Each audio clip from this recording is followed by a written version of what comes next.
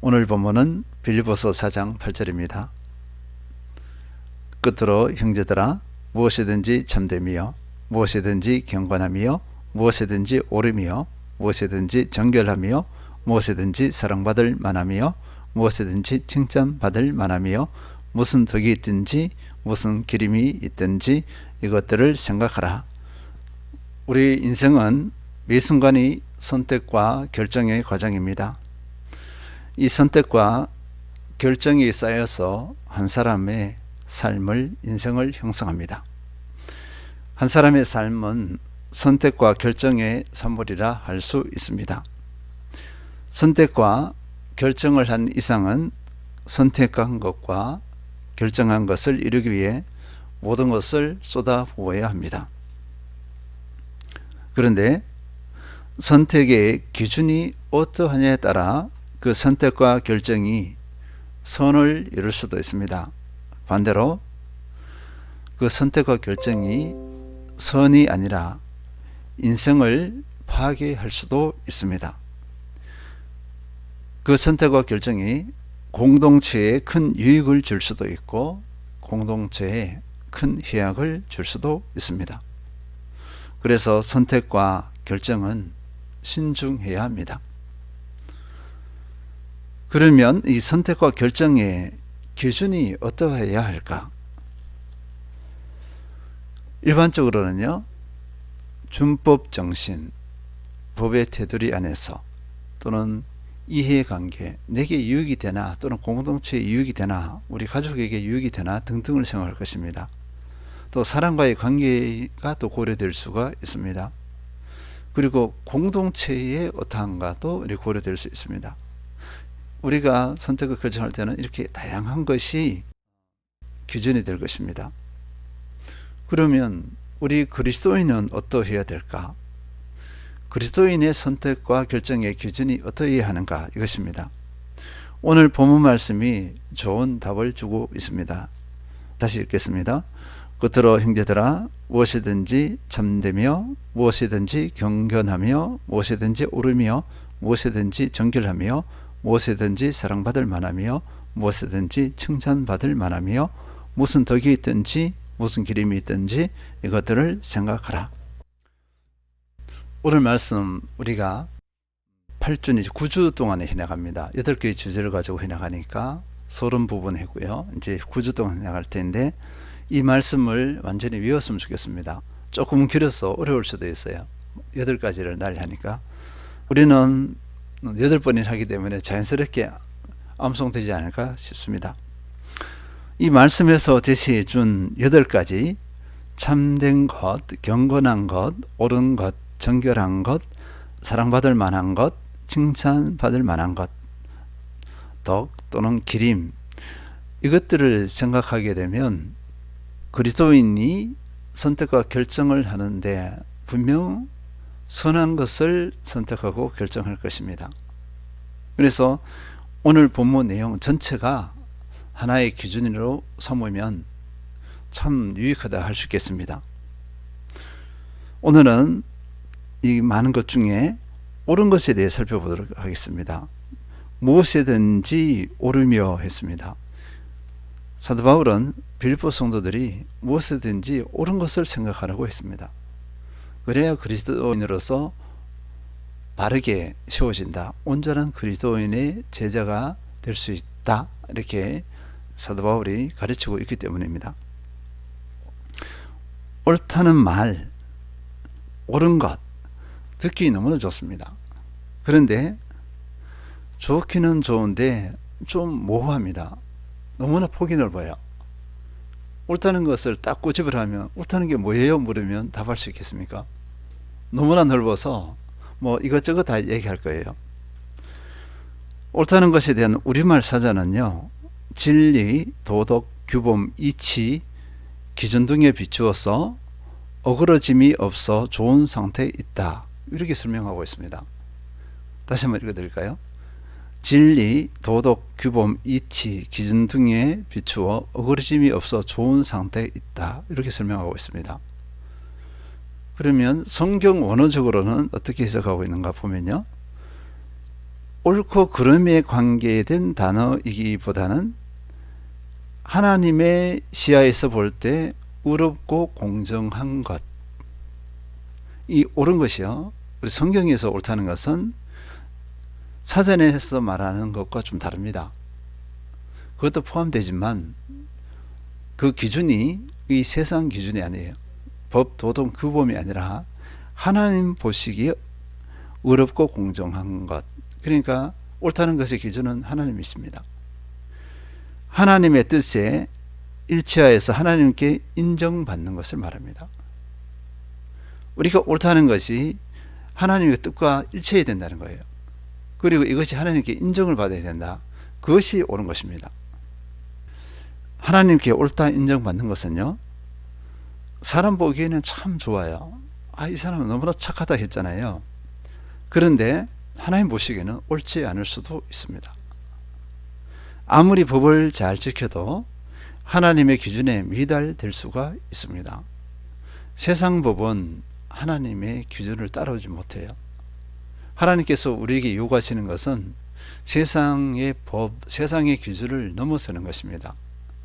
우리 그리스도인에게 그 이상을 요구하고 있습니다. 하나님 보시기에 옳다는 것은 하나님의 기준에 부합해야 합니다.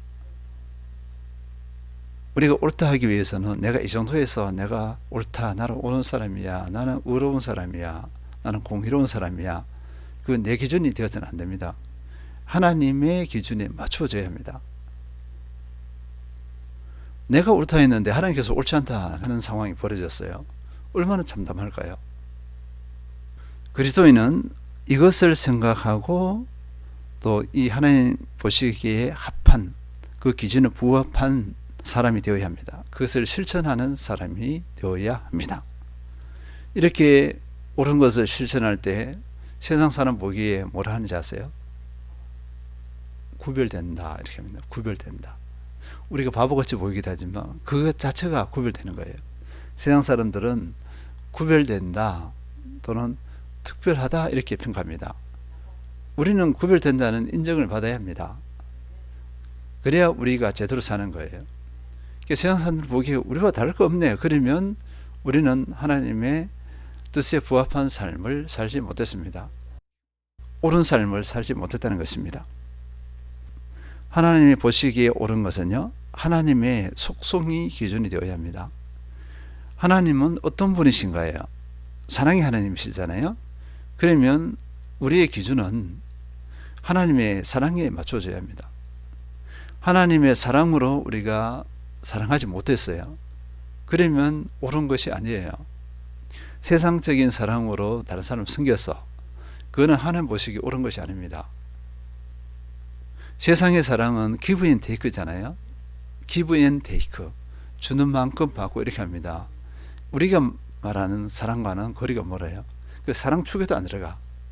하나님께서는 그걸 원하지 않으세요. 우리에게 원하시는 것은 아가페 사랑입니다. 무조건적인 사랑이에요. 이 사랑 부분을 보더라도 하나님의 사랑, 아가페 사랑의 속성에 맞아야 합니다. 이 사랑은요, 하나님의 성품이죠. 사랑은 하나님 자체에 있습니다. 하나님의 본성입니다.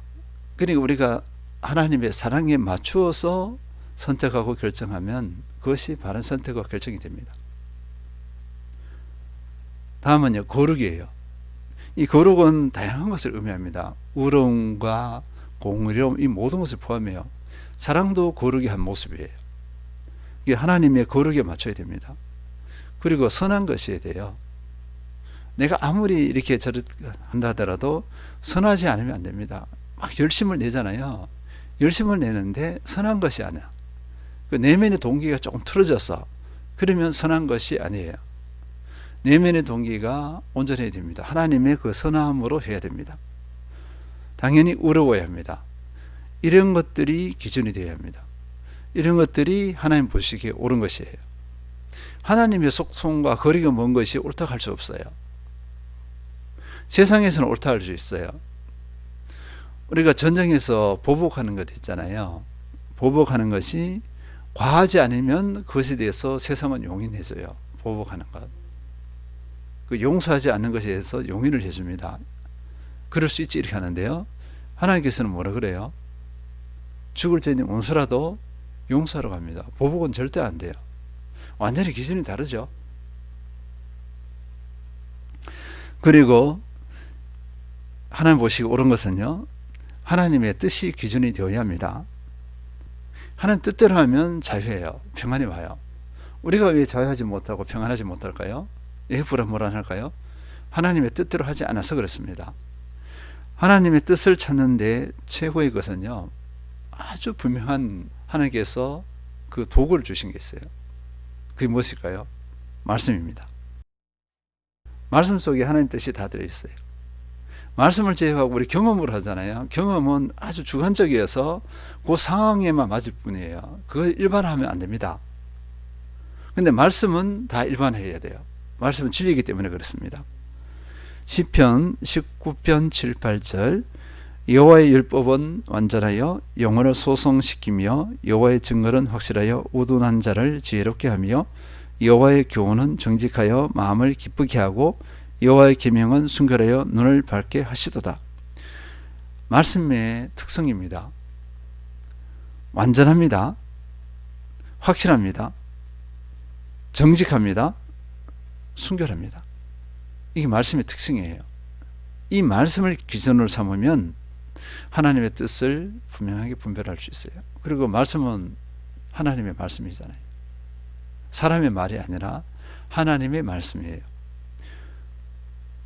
이 말씀은요, 디모데후서 3장 16절에 모든 성경은 하나님의 감동으로 된 것으로 교훈과 책망과 바르게 함과 의료 교육하기에 유익하니, 말씀을 우리를 이렇게 바르게 세워줍니다. 옳은 것에 대해 눈을 뜨게 해줘요.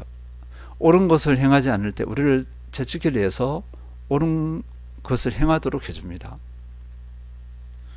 그러면 우리가 이 말씀에 대해서 어떤 태도를 형성해야 할까요? 어떤 태도를 가져야 할까요? 데살로니가전서 2장 13절 이러므로 우리가 하나님께 끊임없이 감사함은 너희가 우리에게 들은 바 하나님의 말씀을 받을 때에 사람의 말로 받지 아니하고 하나님의 말씀으로 받음이니 진실로 그러하도다. 이 말씀이 또한 너희 믿는 자 가운데에서 역사하느니라. 말씀에 대한 태도 중에 가장 핵심은요, 이 말씀을 하나님의 말씀으로 받아야 돼요. 많은 그리스도인들이 말씀에 실패하는 이유가 뭔지 아세요? 말씀을 하나님의 말씀으로 안 받아요. 사람의 말로 받는 것입니다. 신뢰를 안 해요. 권위를 안 둡니다. 그러니까 그 사람 속에서 말씀이 역사하지 못해요. 말씀을 하나님의 말씀으로 받는다. 기본 중에 기본입니다. 첫 번째 태도예요. 두 번째로 보면요, 시편 119편 97절 내가 주의 법을 어찌 그리 사랑하는지요 내가 그것을 종일 작은 소리로 읊조리나이다. 말씀을 사랑하는 것입니다. 시편 19편 10절에서는요 금 곧 많은 순금보다 더 사모할 것이며 꿀과 송이꿀보다 더 달도다. 말씀을 사랑합니다. 순금보다 더 사모하여 송이꿀보다 더 달도갑니다. 말씀을 사랑하는 모습이에요. 말씀을 체험한 사람의 모습입니다. 말씀을 체험한 사람은 말씀을 사랑할 수밖에 없어요. 말씀을 체험하지 못하는 사람은 이 사랑이 형성이 안 됩니다. 꿀송이보다 달다, 이 표현이 무엇인지 잘 몰라요. 이상한 표현을 한다 이렇게 생각할 수 있어요. 겉으로는 표현 안 하겠지만 속으로는 다가오지 않습니다. 그리고 또 말씀을 지켜야 합니다. 시편 119편 60절 주의 계명들을 지키기에 신속히 하고 지체하지 아니하였나이다. 결국 말씀은 지켜야 됩니다. 지켜야 옳은 것을 선택하는 것이 가능해요. 지킬 때 옳은 것을 선택했다 이렇게 결론이 증명이 됩니다. 지키지 않은 데는 아직 옳은 것을 선택했다 하지 않아요. 시편 19편 11절 또 주의 종이 이것으로 경고를 받고 이것을 지킴으로 상이 크니이다. 말씀을 순종했더니만 상이 크다 그래요. 말씀 순종해 보세요. 하나님께 주시는 우리가 생각지 못하는 그런 은혜의 상급을 얻습니다. 그 선물을 받습니다. 내면에 또는 겉으로 드러나는 갖가지가 있어요. 말씀을 지키고 나니까 하나님이 더 분명해지죠. 말씀을 지키고 나니까 하나님 뜻을 제대로 분별하죠. 아, 이것이 없구나 하죠. 그런 내 마음에 뭔가 묶여있던 것이 풀려져 버립니다. 다 해결이 되죠.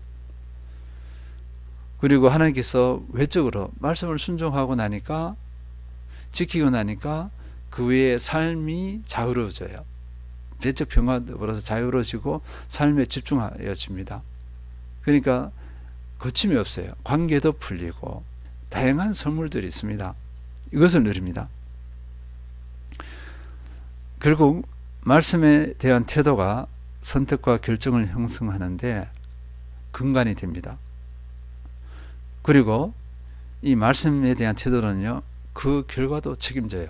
무엇에 대한 책임일까요? 선택과 결정한 것에 대한 책임을 집니다. 결국 선을 잃어버립니다. 누가복음 8장 15절, 좋은 땅에 있다는 것은 착하고 좋은 마음으로 말씀을 듣고 지키어 인내로 결실을 하는 자니라. 좋은 땅, 이걸 가지고 착하고 좋은 마음이라고 그랬잖아요. 우리가 착하고 좋은 마음으로 가질 때 그 결과가 인내로 결실한다고 그랬는데요. 다른 구절에 비유해서는 30배, 60배, 100배 열매를 맺는다고 했습니다. 30배, 60배, 100배는 우리가 상상할 수 없어요. 우리 생각을 넘어서는 그런 열매를 맺습니다. 말씀을 이렇게 묵상해서요, 말씀을 가지고 있습니다. 그러면 옳은 것을 생각할 수밖에 없어요. 사도 바울이 옳은 것을 생각하라 했잖아요. 말씀이 꽉 채워지면 옳은 것이 나올 수밖에 없습니다. 그 행실도 옳은 것을 행할 수밖에 없어요. 행실이 뭐죠? 말씀을 지키는 것입니다. 말씀대로 삶을 살아가요. 결국은 거룩하신 하나님의 속성을 닮아갑니다. 하나님의 뜻을 쫓아서 선택하고 결정하고, 그리고 하나님 뜻을 쫓아서 순종해 나가요. 예수 그리스도를 닮아가는 거룩한 그 한 사람이 되어집니다. 우리 성도님들은 말씀에 기초하여서, 하나님의 뜻에 기초하여서 옳은 것을 생각하는 그 한 사람이 되어야 될 줄 믿습니다. 그리고 그 열매가 분명히 나타나야 할 줄 믿습니다. 옳은 것을 생각한 그 열매가 우리의 삶으로 분명히 나타나야 할 줄 믿습니다. 그 주인공 되시길 축원드립니다.